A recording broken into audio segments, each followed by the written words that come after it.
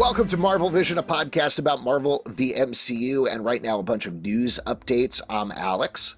I'm Justin, and let's dance for the last time. The Last Dance. If before we get to that, if you got tips or stories you want us to cover, you can email us at comicbookclublive@gmail.com. But as Justin teed up, Venom 3 has a title. It's Venom, The Last Dance. It's moved up its release date a little bit. It's now coming out on October 25th, just in time for Halloween. That's how we like it.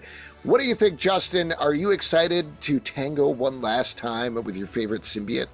What is this dance? Do you think it's the dance between Eddie and the symbiote? Who's dancing here? I'm not sure. I do think one of the things that they've leaned into increasingly over the series is the LGBTQ plus subtext of what's going on here. They definitely hit that, not hard, but pretty hard with Venom 2, after people had speculated a lot about it in the first Venom. So I do wonder if there is some sort of romantic sexual thing going on in the third movie, particularly because it seems like Tom Hardy and his friends have full creative control on this thing. But also, the clear implication is, A, this is the last Venom movie. B, for now, this might be whatever Sony was trying to do with their Spider-Man movies. They're kind of done with it for the moment.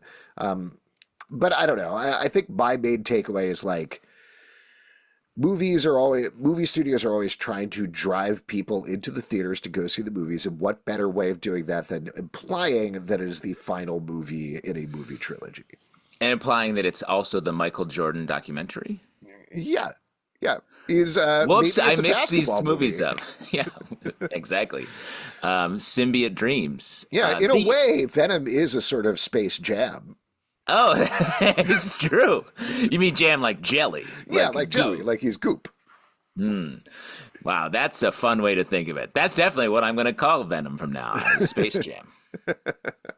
These movies are also the wildest pieces of content out there. They are doing whatever they want. Tom Hardy has so much creative control, and his producing partner who's taken over, they do everything together. They have a wild way of making these movies. They just follow their instincts at all times, and it makes for some of the more interesting movies in the genre. So get it weird. Be weirder. Let's see what happens. And I do really think moving it up before Halloween is a smart thing to do. You know, this isn't strictly a horror movie, but it's exactly the sort of stupid monster thing that people want to see the week before Halloween and on Halloween potentially. So I could see if it's cheesy, if it's terrible, like the previous two movies, people watching it at midnight showings on Halloween and laughing and enjoying it, and there you go. So I mean, horror comedies work, especially at that time of year, and especially with the Venom successes underneath it. Like that's a fun combo. Yeah, I think, you know, we will talk. Actually, we can talk about this now. Madam Web, for example, just came out on March 15th on streaming for rent or to buy, just over one day over a month when it was released in theaters. That's clearly Sony being like, we're not going to get any more money out of this. Just put that out there, because that's very atypical. Usually they take 45 days before they put a movie out that way. So they're barreling past Madam Web. Craven, I don't know. We'll see what happens. We'll see. But I think Venom, they're like, if we have any shot at something actually crushing it this year, it's Venom 3. So yeah, and which is smart. I also think maybe they're trying to ride that Oscar bump. They got made fun of multiple times during the Oscars. So Madam Web's like, yeah, let's put it out there. Let's see if anybody wants to know why everyone's calling us out. Yes. All right, here from a fun story to a not so fun story. Beau DeMayo, who is one of the big guys behind X-Men 97, was abruptly let go, possibly fired by Marvel before the show premiered. He had already worked on 2 seasons of the show. Reportedly, they're working on a 3rd season, and he had already started on that. He also worked on Moon Knight and drafts of Blade. There's a lot of rumors out there about why he was let go. We don't have any definitive information, but this was my big takeaway is this was surprisingly public for Marvel, which is something you don't usually see. Well, surprisingly public that it happened, but not why it happened. It's usually some side will, if something like this happens, either not want it out or put it out, but also attach a reason to it so that the story sort of closes itself up. The fact that we don't know, I mean, in the way it was done, it felt like sort of they shut his email and escorted him out of the office. Something bad must have gone on here. And the fact that no one's talking about it means both sides don't want it out. So I feel like it could be some sort of problem. Yeah, the stuff that has bubbled online, and this is always extremely rumory, is one that he was a nightmare to work with, but lots of people are nightmares to work with. That doesn't lead to you getting Yeah. fired a week before the show's having its premiere. Also, he had an OnlyFans that was not like straight up nude OnlyFans. Apparently, it was a funny OnlyFans or something, but Yeah. that's been public information for years. Long time. So neither of those things really add up to we do not want you on the press tour because bad things are going to happen, which is exactly what this is. So again, we don't know what it is. Stinks when these sort of things happen, but there you go. Well, and it's especially strange to have this because they knew this was going to come out at least right before the premiere. Like, it's just like a negative story in the media at the same time they're trying to have wildly positive stories. So very strange. Yeah, I mean, to that point, everybody who's seen the show has been extraordinarily positive about it. There's been a lot of interviews come out. We're going to get into some of the side stuff that came out from them in a second, but there's also been these non-quotes that have come out because, of course, people who are doing their journalistic best are asking, why was Beau DeMayo fired? And they're just releasing these non-statements about it where it's like, well, things happen sometimes, and sometimes they happen in a time when they happen, and there you go. Yeah, it's like, okay. All right, whatever it is. Sorry, you killed somebody, I guess. I don't know. Yeah. All right, why don't we move on to another one? Miriam Margolyes, who people probably know from the Harry Potter movies and others, turned down Agatha for pay reasons. This comes from news.com/Australia. I don't know. It's Australian news. News.com. Wow, man, they got it figured out. They sure do. So here's a quote. She has a autobiography that she's putting out. But she said, they contacted me and said, we're doing a story about witches. I thought, oh God, not witches again, because I've done that with Harry Potter. I don't like America, and I didn't want to be in Georgia for 4 months. So I just said, Wow. well, I want £1 million. And they said, you can have $500,000. And I said, no, I don't want to do it. So it just stopped. Really, it's a story about my own greed rather than anything else.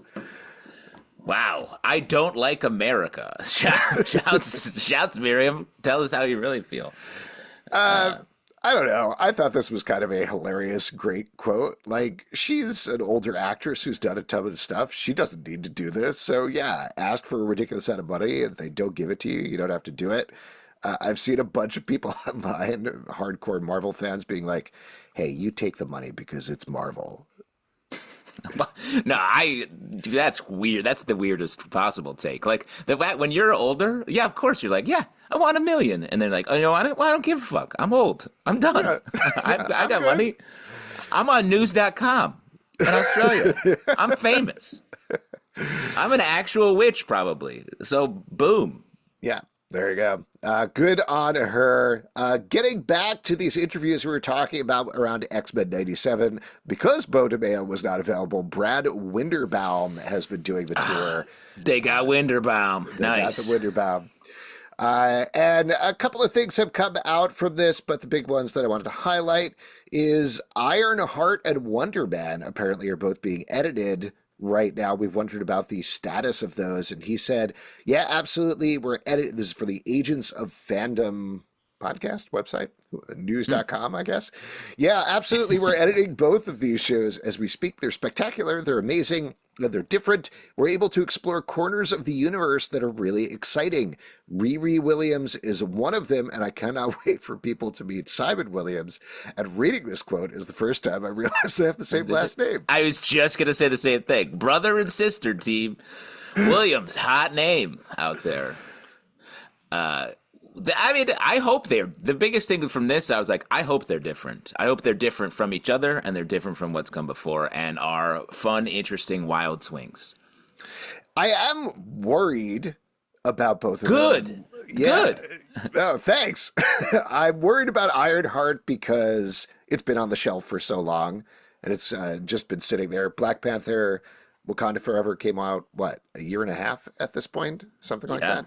something like that. So a while back. Wonder Man obviously ran into strike stuff, but at the same time, I guess we'll see. Hard to do a superhero comedy for Marvel, as we've already seen in some aspects.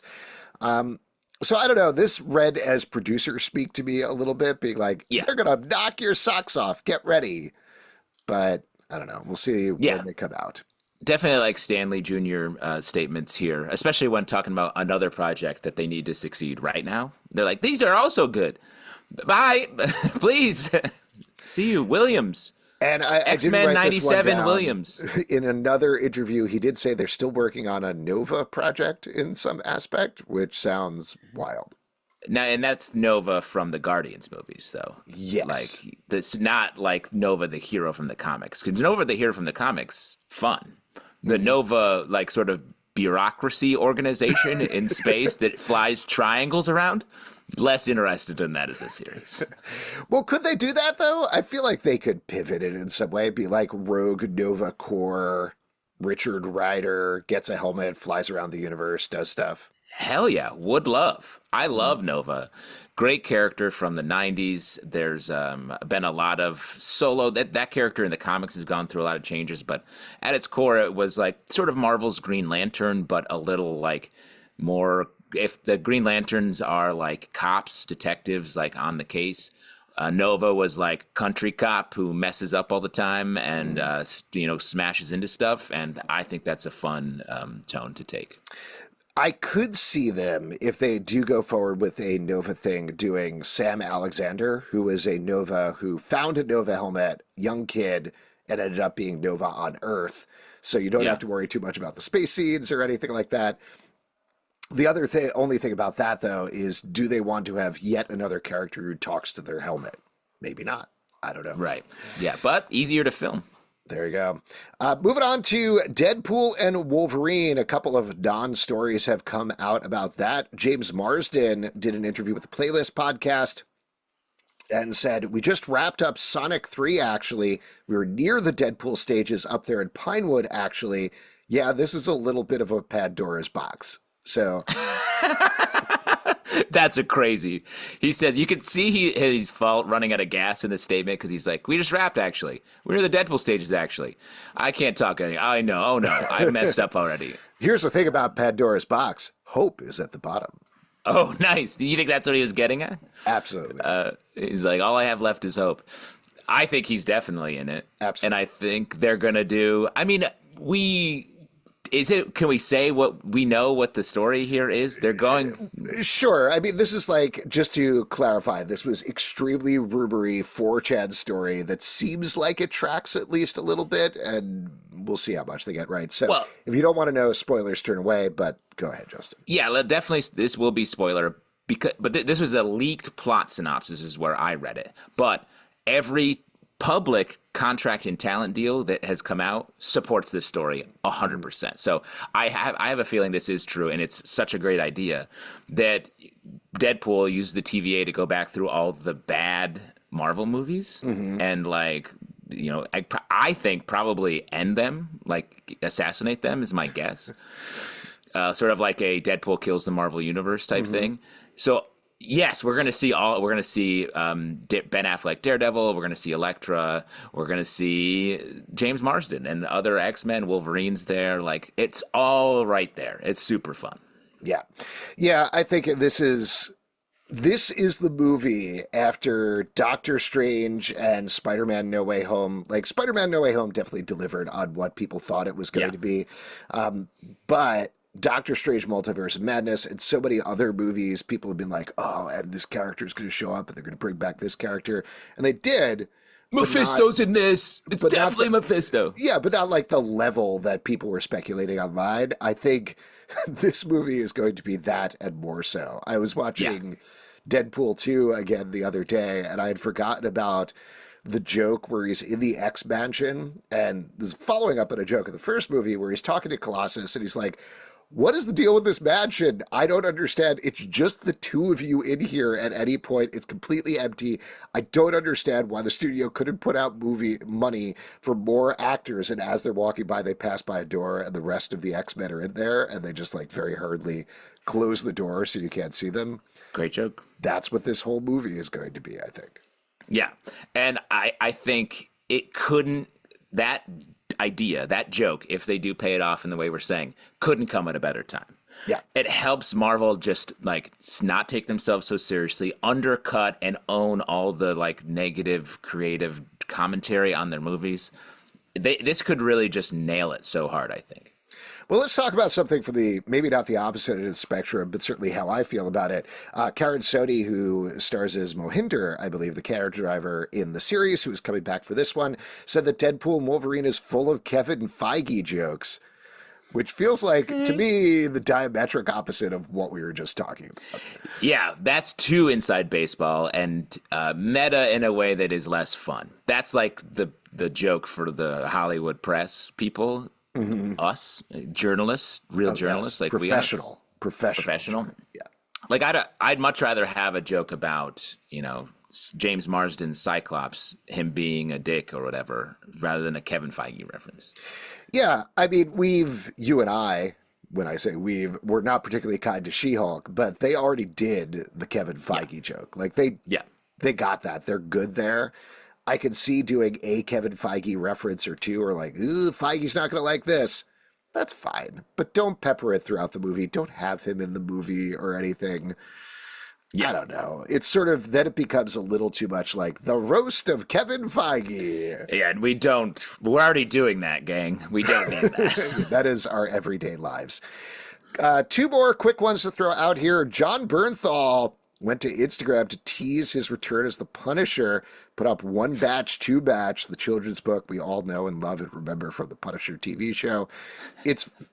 You're laughing.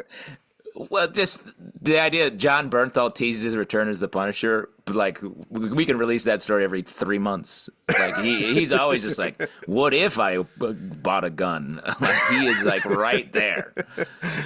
Well, and we know he's returning for Daredevil Born Again, so he's like, I don't know what's going on. We're like, we do know. You are going to be back as the Punisher. So I feel teased. I feel over teased by my guy. Stop teasing. And let's see if you're teased by this next story. This comes from Us Magazine, who revealed that Lindsay Lohan is in talks to play a, quote, vixen superhero in the MCU. Either, I don't know what that means, or they got their details wrong. Just going to throw that out there. Yeah, meaning she's playing Vixen from the DC universe. Also not good. Yeah. Uh-oh. I mean, sure. It's crazy to put the word Vixen there. Like, did she do that? She did. Her press or publicist put that. 100%. Because they were like our sources. And I'm sure Us Magazine, they're obviously good at what they do, but I don't think Us Magazine is plugged into the Marvel industrial complex of making movies or anything like that. So that 100% was her PR agent being like, we're in talks with the MCU for a Marvel role, continuing her comeback after Irish Wish, now on Netflix. Nice. Irish Wish. Irish Goodbye. So like who knows what this means? As far as her being in the title role in a superhero movie, suspect about that. Yeah. Well, we'll see what happens. If you have any ideas about who Lindsay Lohan should play in the MCU, you can always write us at comicbookclublive@gmail.com. We do a live show every Tuesday night at 7 p.m. to Facebook and YouTube. Come hang out. We would love to chat with you about Marvel stuff. Apple, Spotify, Android, or the app of your choice to subscribe, listen, and follow the show at Comic Book Live on Twitter/X, Comic Book Club Live on TikTok and Instagram, comicbookclublive.com. For this podcast and many more, until next time, stay marvelous. And news.com, we are available for your journalism needs, so hit us up.